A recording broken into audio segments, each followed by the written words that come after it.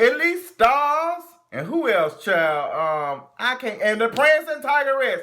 Let's go and get into it. Bring it, season 3, season finale, child. Finally, honey. After a long, drawn out, boring ass season, no, I'm just playing.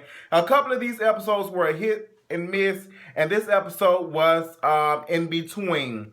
It was the battle royale. It was time for us to be the battle royale, and just some stuff went down. So let's go and give it a breakdown, honey.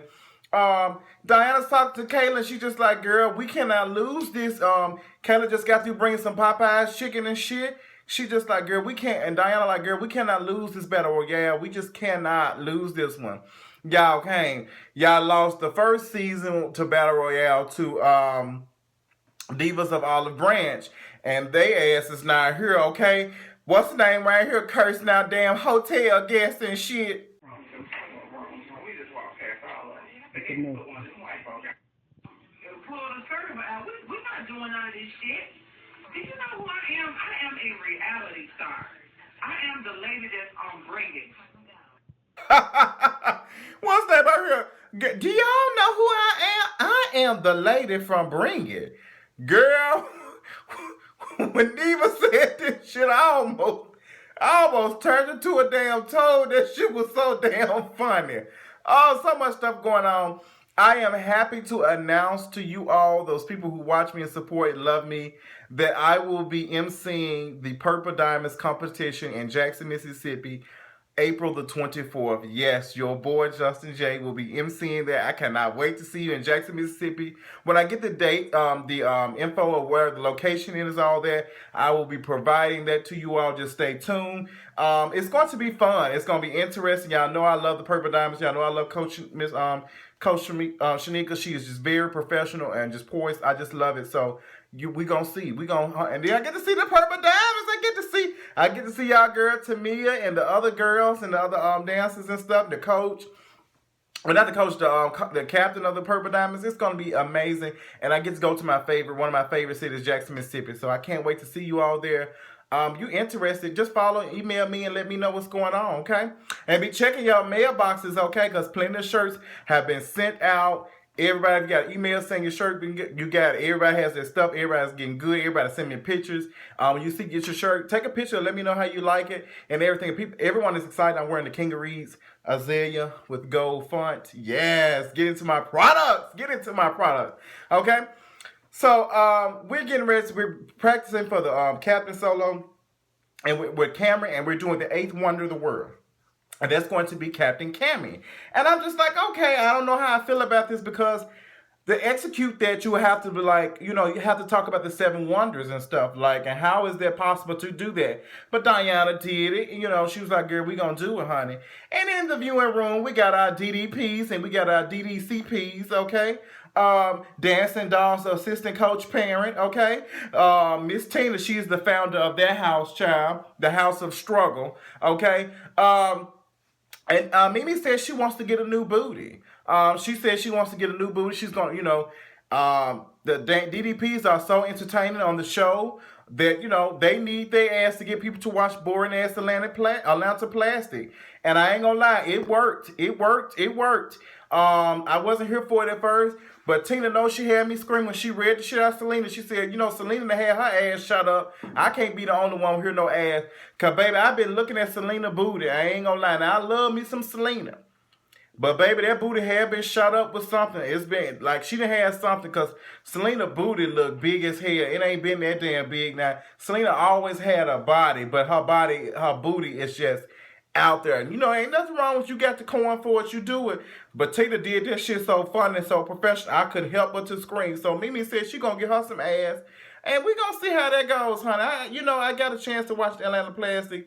And I was actually I watched it, and I actually enjoyed it. Mimi actually showed a different side of her, and it was interesting. She just said that, she's been through a lot of stuff, and I told you all there were rumors going around about her marriage being on the rocks and all that type of stuff. So she kind of opened up, and she just said that she couldn't deal with the stress of doing people talking about her on on the show. She couldn't deal with that. She couldn't turn it off, and I can see it. And I want to get into in depth about that a little bit because I found it very, very interesting seeing how I was one of those people who played along with that game as well. Kind of getting on Mimi. I don't think I've ever talked about her shape. If there's anybody's shape I talk about, it's always Tina's.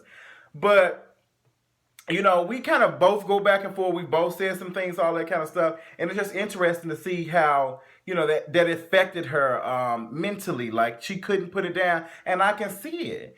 But I can see it because I always tell people when I do my videos and stuff, when I get through going in, I take my ass to bed. I really have to take my ass to bed because it's just what it is. Like I cannot get consumed so much in this because you will not have a life. Like I don't personally think, Mimi, there's nothing wrong with your physical feature. I'm just thinking you're just a grown woman. You are getting enhancement stuff. You do that. I think you're beautiful. I think your makeup does be fucked up sometime. But you're a beautiful black woman. And, I like everybody's just not going to be perfect. We're getting old. Shit going to start sagging. Look at my hairline, childish. It's like somebody got a dry eraser from Mr.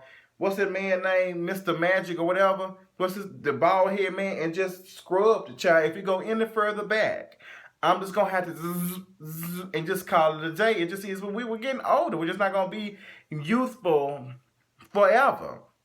So Mimi was just opening up, and that just made me realize that Mimi is human, and it was good to see that. I'm glad you got a chance to open up about that, Mimi, and just be honest about your, just things that were going on. She just said her husband couldn't deal with it no more, and I can see it. I can just imagine.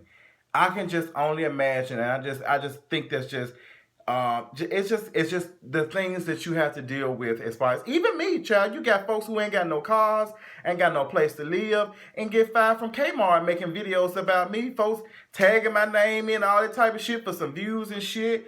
Girl, I pay that shit dust. Okay. I just. You the bitch when you the part of that conversation, and Mimi, you are that bitch. Unfortunately, you on a TV show, and then you kind of got a little spin off on a little episode. I mean, girl, you doing the thing. It just is what it is, and this is like a little small price you have to pay. Trust me, you're not the only person that has to deal with stuff like that. Even I do. People tag me and stuff too, but bitch, if I can dish it, I can take it, and I can, babe. There are sometimes that I be like, you know what, Justin J, I need a break from this shit. But it's a dog-eat world out here, and everybody wants some attention. Unfortunately, some of these people who make videos and stuff still can't get their subscribers and stuff up. So you take your stuttering stand ass on somewhere, okay? Fucking Mr. Ed face ass bitch, okay, girl? Moving on, swift and professional. What else was there to talk about? Because the King of Reeds is here, okay? And sometimes the King of Reeds don't even have to read because I can look at the stats and tell they're not even worth. Okay, shower curtain and all, bitch, still getting the bitch. Get your subscribers up, get your views up, girl. Okay, talk about getting fired from tired ass Kmart, honey. Yes. What else was going on? So we get to we get to practice, and Cameron is practicing whatever. And Cameron, Mimi gets on her about, being prepared for the Battle Royale and having her solo and stuff, everything together. And Cameron just kind of revealed she was in the confessional, and she was just saying that she wants to make her mother proud. She just started crying. And it bothered me a little bit because I feel like Mimi is a little too much on Cameron. I feel like she puts too much weight on Cameron. And to see when Cameron got on there, she didn't say that I want to do a good job for my team or for myself, or I want to prove myself. She said she want to make her mama proud. Nothing's wrong with making her mama proud, but the way that she was breaking down and crying gave us a peek into how Mimi might be stressing her daughter out a little bit with that too much. Like just, sometimes parents can do a little too much as far as trying to live through their children. Like, I didn't do this, so you gonna do that. That's that. Well, I didn't get a good education, you do it. But girl, education might not be my thing. I might have some other type of trade and some other type of talent that's going to make me as much money and keep me happy.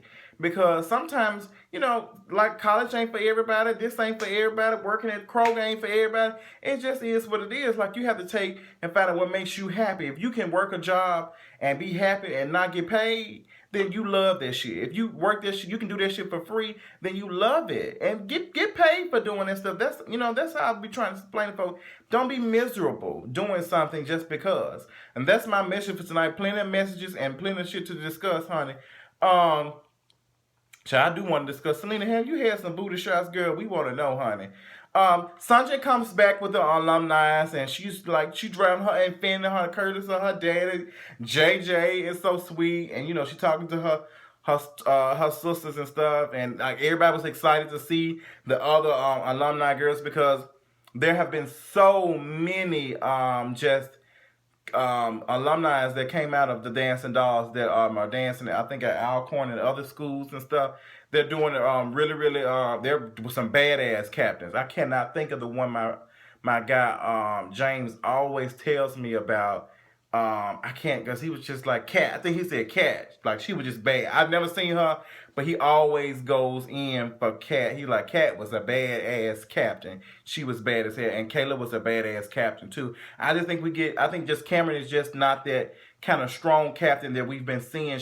We've been with Kayla for 2 years as far as the captain. So we've been kind of seeing her as the hard ass. So seeing Cameron, she's kind of neutral and soft. It's kind of like I don't want no weak president, honey.